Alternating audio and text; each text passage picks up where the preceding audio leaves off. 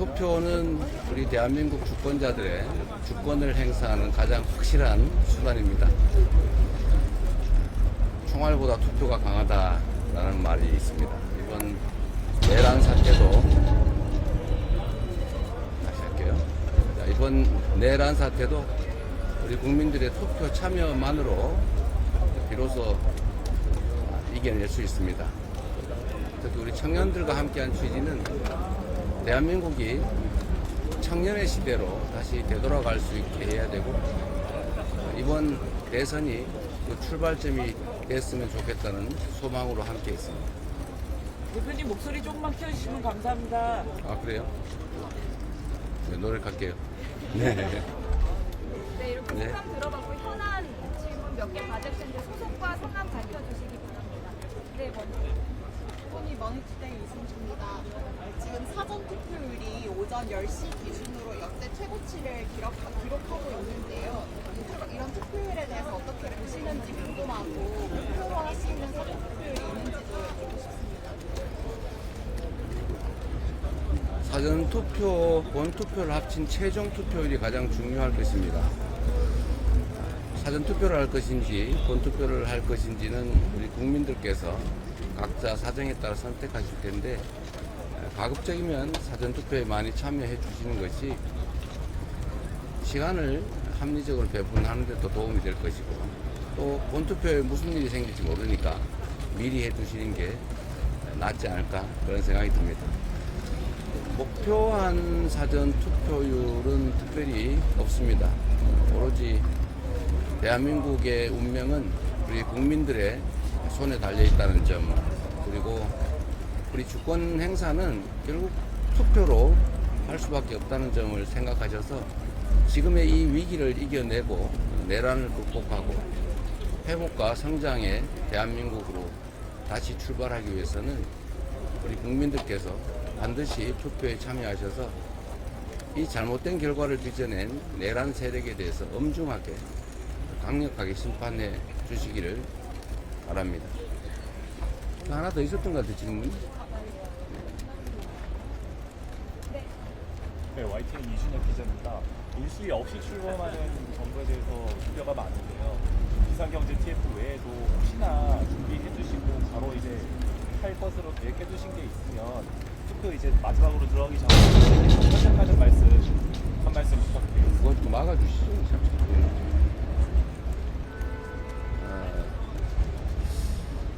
일단 내란 극복이 가장 중요하고 또 민주주의의 회복이 급선무이긴 합니다. 그러나 그건 뭐 너무 당연한 일이어서 기본이라고 할 수 있겠고, 주력해야 될 우선순위 업무라면 결국 지금 가장 악화된 민생을 회복하는 것입니다. 민생 회복을 위해서는 지금 거의 빈사 상태에 이른 내수 경기를 신속하게 진작해야 될 것입니다. 그 외에 통상 문제 해결을 위한 외교적 노력도 시급하게 시작해야 될 것 같습니다. 물론 뭐 정부를 구성하는 일들은 역시 일을 하기 위해서 꼭 필요한 일이니까 우선순위 중에 하나겠죠. 가장 중요한 것은 민생 경제 회복입니다.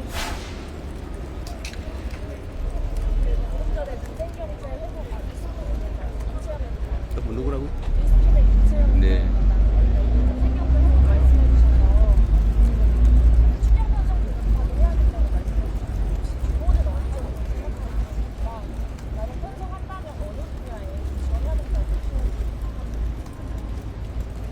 지금 이미 추경을 일부 했는데 우리 민주당이 연초에 주장했던 규모가 30조 원 정도 아니겠습니까?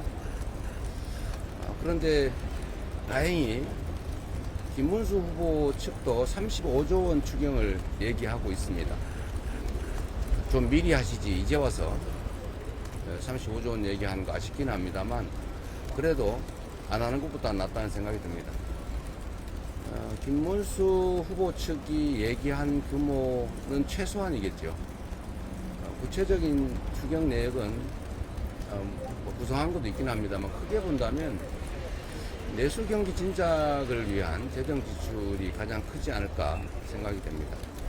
그리고 우리가 미리 말씀드렸던 산업 기반 확충을 위한 예산, 또 기존 예산 중에 일부 조정할 예산들이 좀 있는 것 같습니다. 좀 불효불급한 우선순위에서 떨어지는 예산들은 좀 조정을 하고 우선순위를 좀 바꾸든지 새로운 예산 항목을 넣든지 하는 작업들도 또 이어서 필요할 것 같습니다. 경험상으로 보면 제가 성남시장 당선 후에 가장 오랫동안 힘들어했던 일이 기존 예산 구조를 조정하는 것이었어요. 지금 재정 상황이 매우 안 좋기 때문에 또 그러나 또 지출을 해야 될 재정 소요는 크기 때문에 국채 발행이나 이런 것들을 고려해야 되기도 하지만 기존 예산을 조정하는 게 훨씬 더 급선무가 아닐까 그런 생각이 듭니다. 네, 그 이동 시간 때문에 마지막 질문 하나 정도만. 아니 좀 오늘 마지막이죠? 점심은. 오늘 네, 좀 더 하시라고 하세요. 오늘도 뭐 할 얘기도 있고. SBS 시리즈 지인대회라고 하고 어디요? 문재인 정권 때는 그 취임식 어디시라고? SBS 아, 시리즈 네. 그 문재인 정권 때는 취임식 좀 간소화해서 했던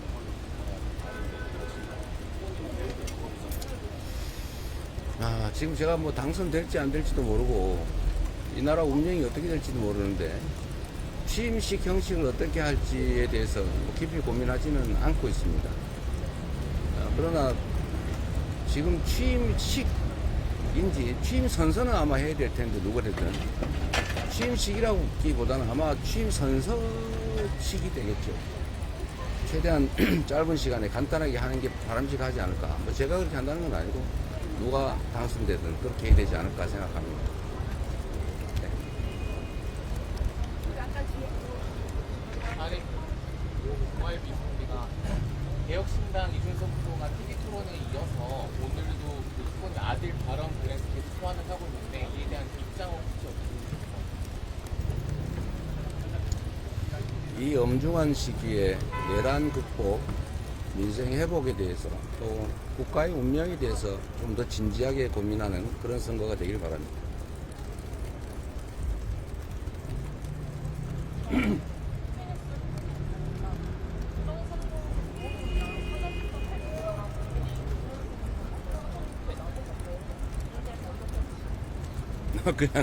그냥 그런가 보다 하겠습니다. 원래 그런 분들 아닙니까? 뭐 원래 얘기했던 거, 그거와 다른 행동하는 거. 은행 구릴 치는 그분들의 특성이니까 그냥 그러려니 합니다. 죄송합니다. 네, 말씀하시죠. 네. 취임식 얘기하고 그래서 뭐 이전까지는 따로 연설이나 이런 건 없으신 거지. 원칙 선택은 따로 없으신 거지. 대체적으로 공직을 자신의 명예나 이익을 위한 벼슬로 생각하는 분들은 그거 왜 안 버리냐 이렇게 얘기하지만 공직을 국가와 국민에 대한 책임으로 생각하면 그렇게 함부로 던질 일이 아니죠. 지금 그거를 사퇴한다고 해서 다른 사람이 승계를 하면 모르겠는데 그걸 왜 우리 국민들이 맡긴 일을 그렇게 쉽게 던지겠습니까? 지금 이 순간에도 국회의원으로서 해야 될 책임이 막중하지요. 또 갑자기 제3의 내란이 벌어질지 어떻게 합니까? 그러면 국회 차원에서 대응해야 되는데 필요하지도 않게 왜 국민이 맡긴 책임을 미리 버리겠어요? 필요하면 모르겠지만 좀 생각을 좀 달리 하면 좋겠어요. 공직은 권리나 지위가 아니라 책임과 역할이다. 이렇게 생각해 주시면 좋겠습니다. 오늘 전자신문 실장입니다. 오늘 기후에너지부 신설 공약 발표하셨는데 네. 아직 산업부의 내용과 환경부의 어떤 작동 방식이 좀 달라서 단순하게 그 지척 한마디를 없앤다고 해서 잘 돌아갈 것 같다, 같지 않다라는 그런 공약이들 좀 있는데 좀 구체적으로 어떻게 운영하실 생각인지. 이제는 지구의 기후위기 대응이 전 세계적 과제가 됐습니다. 이 기후위기 극복이라고 하는 이 세계적 과제 때문에 이제 에너지 시스템도 완전히 바뀌고 있습니다. 화석연료 의존 경제에서 이제는 재생에너지 중심 경제로 에너지 대전환이 일어나고 있죠. 이 에너지 대전환은 AI 산업 발전과 아주 밀접한 관련이 있습니다. 사람도 손발을 쓰는 것보다는 머리를 쓸 때 에너지가 더 많이 소비되는 것처럼 우리가 인공지능 중심의 첨단 기술 산업 시대로 전환하는 것은 피할 수 없는 일이고 거기에는 엄청난 에너지가 소모되기 때문에 이 에너지 정책이 또 국가 전략의 핵심이 됐습니다. 그런데 기후 전환, 또 기후 위기에 따른 에너지 전환, 또 산업 전환 문제는 환경과 에너지가 아주 밀접한 관련이 있어요. 근데 지금 이게 환경부는 주로 규제 중심으로 에너지는 산업 지원 중심으로 가다 보니까 충돌합니다. 그래서 이 문제를 체계적으로 해결해야 돼요. 독일, 영국, 프랑스, 이태리, 호주 뭐 이런 유력 선진 국가들 대부분이 기후 에너지를 통합해서 행정 부서를 만들어 운영하고 있습니다.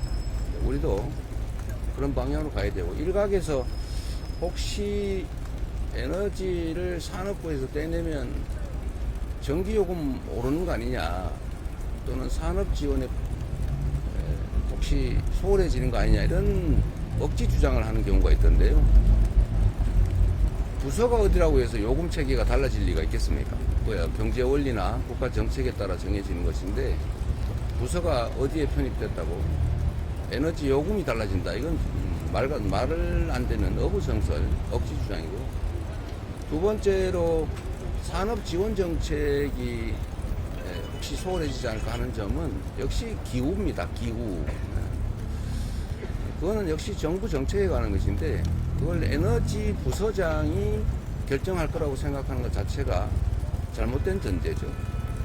그거는 국가 정책으로, 정부 정책으로 하는 일인데 그게 산자부에 속해 있든 기후 에너지부로 독립하든 오히려 산업 지원, AI 중심의 첨단 기술 산업 지원을 위해서 에너지 부분을 키우려고 하는 거기 때문에 오히려 산업 지원은 더 원활하고 강력해질 거다. 이런 말씀을 좀 추가로 드립니다. 물어보실 것 같아서 미리 말씀드렸어요.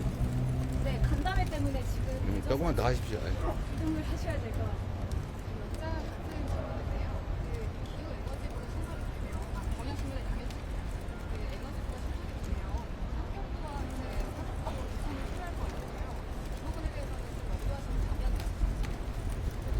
환경부와 로? 아니 그걸 당연히 통합을 하게 되겠죠. 그러나 아주 세부적으로 그 내부에 어떤 부서들을 어떻게 배치할 건지 하는 것은 좀 구체적으로 검토를 더 할 필요가 있습니다. 좀 토론을 해봐야죠. 관련 부서들 간에. 그렇다고 지금 제가 관련 부서를 불러서 토론할 수는 없기 때문에 그때 가서 세부적인 조정을 하겠습니다. 외국인 문제 합시다. KBS 준원입니다.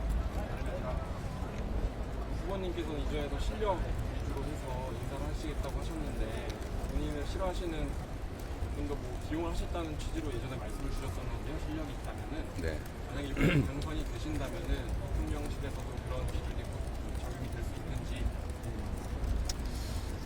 인사가 만사라고 했고 대통령이 아무리 좋은 의도를 가지고 있어도 직접 모든 국정을 시행할 수는 없기 때문에 결국 다 권한을 위임해서 할 수밖에 없습니다.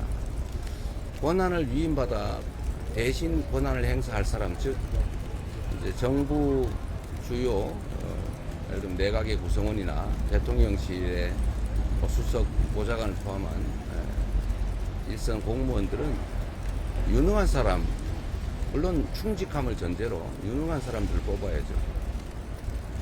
저는 5년이라고 하는 짧은 국정 운영 기회를 부여받는다면 최대한 성과를 내서 국민으로부터 평가를 받아야죠. 그리고 그게 의무 아니겠습니까? 가까운 사람 써서 뭐 하겠어요? 제가 가까운 사람 챙길 거면 사업을 하지 정치를 했겠습니까? 당연히 유능한 사람, 충직한 사람. 물론 똑같은 역량을 가진 훌륭한 인재라면 가까운 사람을 쓰는 게 좋겠지요. 그건 가장 마지막 기준이다. 이렇게 말씀을 드립니다. 네, 이제 정말 이동해야 돼서 여기까지 하겠습니다. 비밀보 승부입니다. 공약집도 사방에서 하루 전에 나오고 미리 수수한돈이 3번만 내란 심판에만 불과할 싶어서 유권자들이 정책적으로 판단하거나 인정할 만한 기준이 있습니다. 이런 지적도 있는데 어떻게 보세요? 뭐 일리 있는 지적이죠. 그러긴 한데 보통 통상적으로 대통령 선거는 5개월, 길게는 6개월 정도 이루어집니다. 그런데 지금은 2달, 그것도 실제로는 한 50일 정도에 불과하죠. 그런 점 때문에 국가 경영에 대한 계획을 미리 준비를 해놨었기 때문에 그나마 지금의 그 공약이라도 내고 있다는 점을 우리 국민들께서 좀 양해해 주시면 좋겠습니다. 아예 공약 못 내는 후보들도 있지 않습니까? 네. 네, 여기까지. 예, 여기까지만 하겠습니다.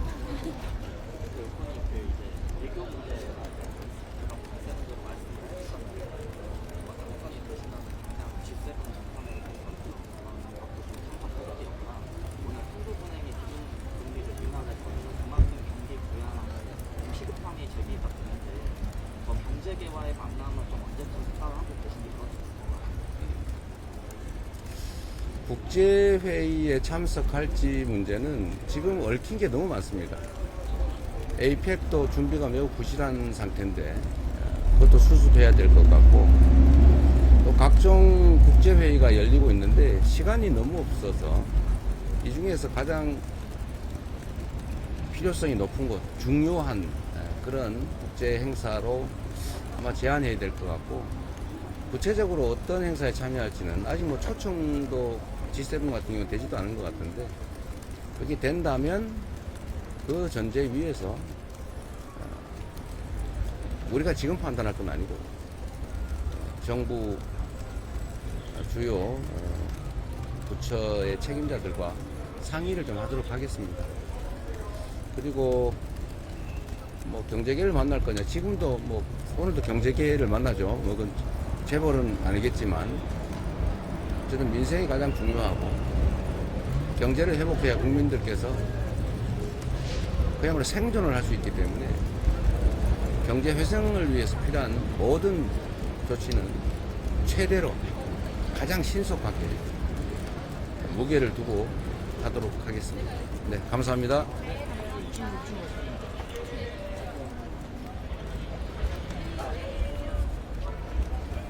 그리고 언론인 여러분, 언론사 여러분, 각별히 부탁 하나 드리겠습니다. 대통령 선거, 뭐 다른 선거도 마찬가지죠. 이거는 국가의 운명을 결정하는, 국민들이 주권을 행사하는 신성한 민주공화정이 실천되는 장입니다.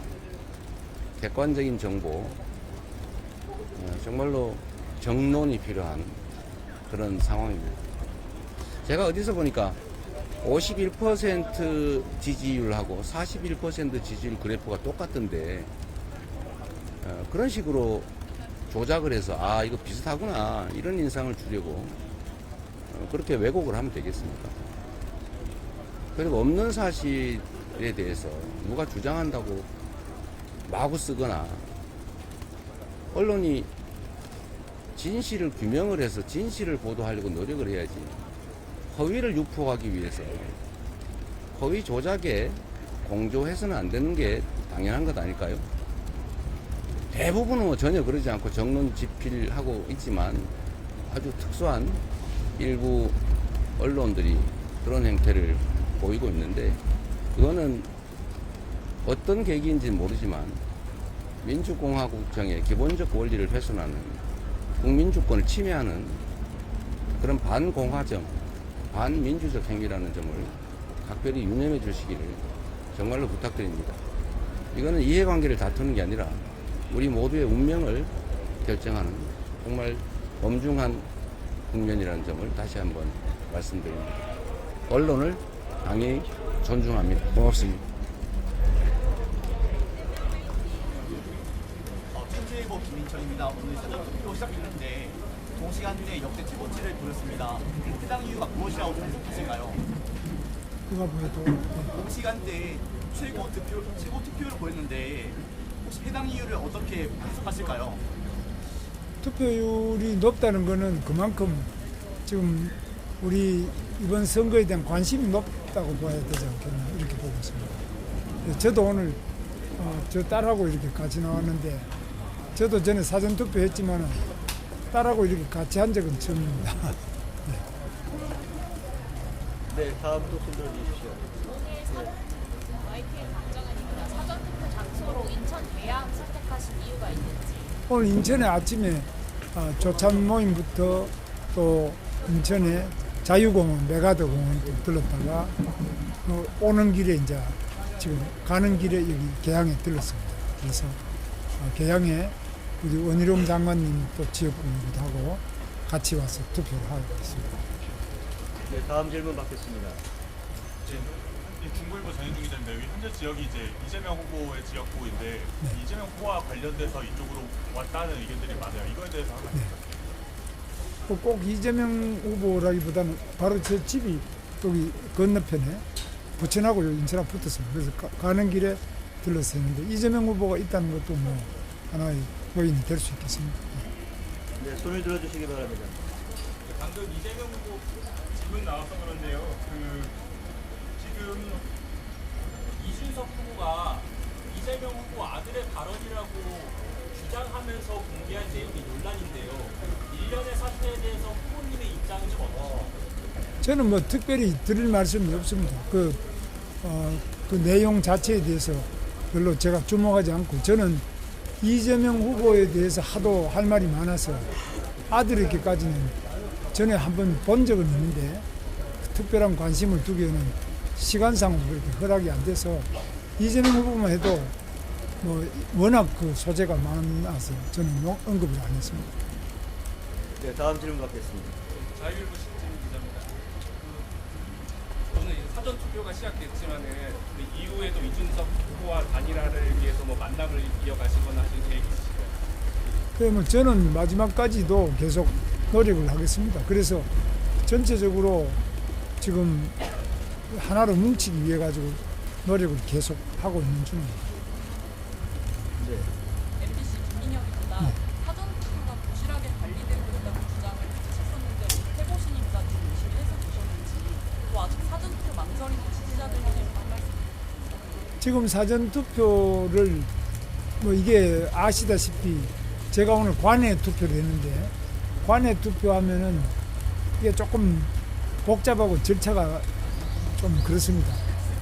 첫째 자기가 소재하는 지역에 가는 것보다는 투표 용지도 미리 준비 안 돼 있고 인쇄를 해야 되고 또 그 관리관의 도장도 원래는 그 담당자가 찍게 되는데 인쇄에 대해서 나오고 또 이 사전투표지를 나중에 모아가지고 다시 원래 자기 주소지로 분류해서 가져가서 마지막 최종 개표 때까지 보관을 해줘야 되는데 이런 절차가 복잡하고 그 과정에 여러 가지 관리 부실이 일어날 수 있고 또 부정선거의 소지도 있다고 주장하는 사람이 많이 있습니다. 그런데 저희는 이번에 철저하게 관리해서 그런 부분이 없도록 노력을 하고 있는데 아직까지도 문제 제기하는 사람도 많이 있습니다. 그런데 투표를 안 하는 예를 들면 사전투표를 아예 안 해버리면 하루 만에 투표를 해야 되는데 하루 만에 투표를 하다 보면은 투표를 못하는 경우도 있어요. 자기가 생각하지 못한 뭐 다른 급한 볼일이 있다, 몸이 아프다, 뭐 이런 여러 가지 이유 때문에 투표율 자체가 떨어지지 않습니까? 그거는 뭐 많은 통계가 이미 나왔습니다.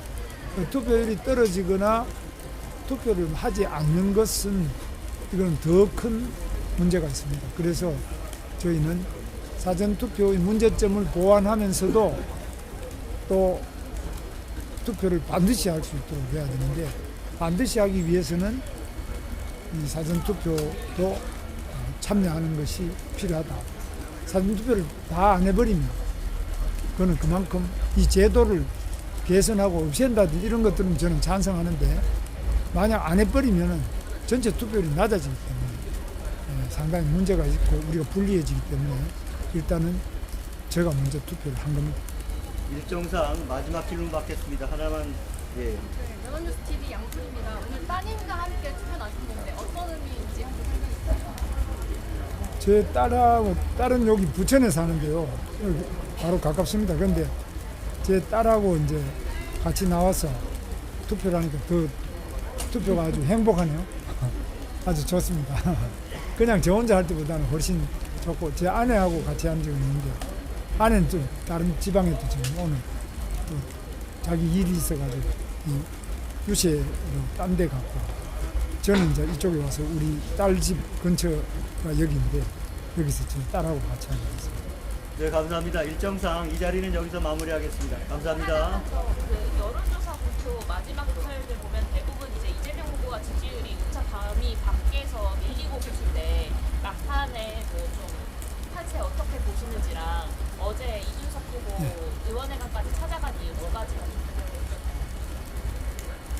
여론조사는 어제도 저녁에 나온 거 여러분 보셨겠습니다만 많이 지금 좋아져서 어떤 조사에서는 제가 앞서는 것도 나오고 있습니다. 아마 다 보셨을 겁니다. 그리고 지금 급속하게 세 번째 마지막 토론에 마친 다음에 급속히 그 다음날 어제 조사한 거는 급속히 추격 중이기 때문에 제가 볼 때는 지금 추세 자체가 많이 빠른 시간 내에 지금 추격을 하고 있기 때문에 충분히 앞선다고 저는 생각하고요.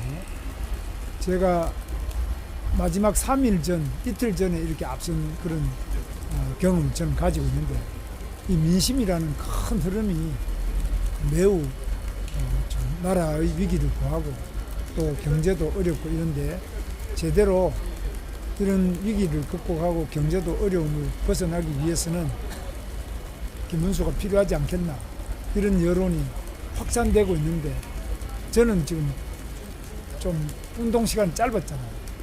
우리가 뭐 한 달도 안 되는 짧은 시간 동안에 하다가 보니까 너무 출발점이 많이 다르죠. 이재명 후보는 벌써 3년 전부터 출발해가지고 한번 했고 저는 이제 뭐 우여곡절을 거쳐서 한 달도 안 되는 기간이기 때문에 빠른 시간 내에 저에 대해서 알게도 되고 이제 인지도 되고 또 지지도 올라가는 그런 길목에서 마지막 추격이 지금 일어나고 있는데 결과는 저는 잘 될 것이라고 확신을 하고 있습니다.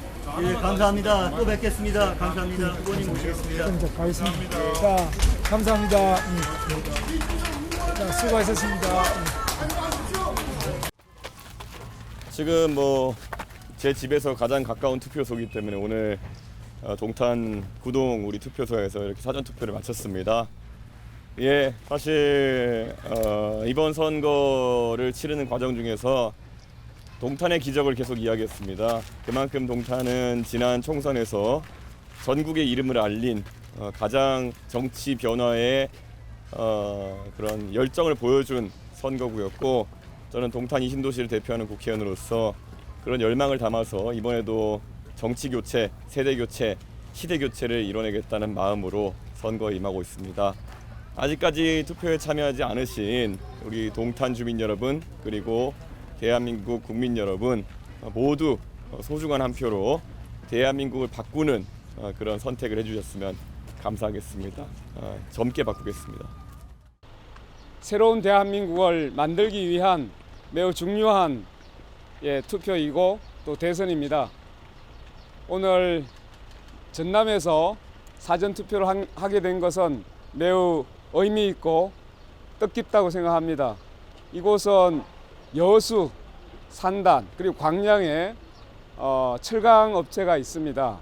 근데 이쪽 산업이 대부분 탄소 배출이 매우 높은 산업이기 때문에 이 지역도 우리가 기후 위기를 극복하기 위해서는 산업 전환이 매우 필요한 곳이기도 합니다. 그래서 우리가 기후 정의를 위한 또 에너지 전환을 위한 우리 대한민국의 준비가 대단히 필요한 곳이기도 해서 여기서 사전투표를 하게 됐습니다. 저는 특히 기후위기 문제에서 다른 후보들과 달리 기후 공약을 가장 적극적으로 내세우고 있는 후보이기도 합니다.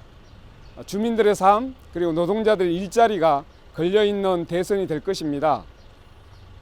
공공주도의 재생에너지 산업을 중심으로 해서 우리가 온실가스를 감축하고 이 지역의 탄소 배출 산업을 친환경 그리고 생태 지속 가능한 산업으로 전환시키기 위한 결의를 다지기 위해서 이 지역에서 시작하게 됐습니다. 전남도민 여러분, 저는 기호 5번 민주노동당 권영구 후보입니다. 아마 그동안 잘 모르셨을 겁니다. 노동자 서민의 이야기를 가장 자신의 목소리로 하고 있는 후보이기도 합니다. 사회적 약자와 또한 가려진 목소리를 그동안 대변하기 위해서 열심히 노력해 왔습니다. 누가 나의 후보인지, 누가 우리의 서민의 삶을 제대로 살필 수 있는 후보인지 여러분께서 토론을 통해 잘 보셨을 겁니다. 이번에는 나의 지역이기 때문에 이렇게 뽑지 않았으면 좋겠습니다. 적어도 나를 대변할 수 있는 후보, 우리의 후보를 뽑는 대선이 되기를 진심으로 기대합니다. 고맙습니다.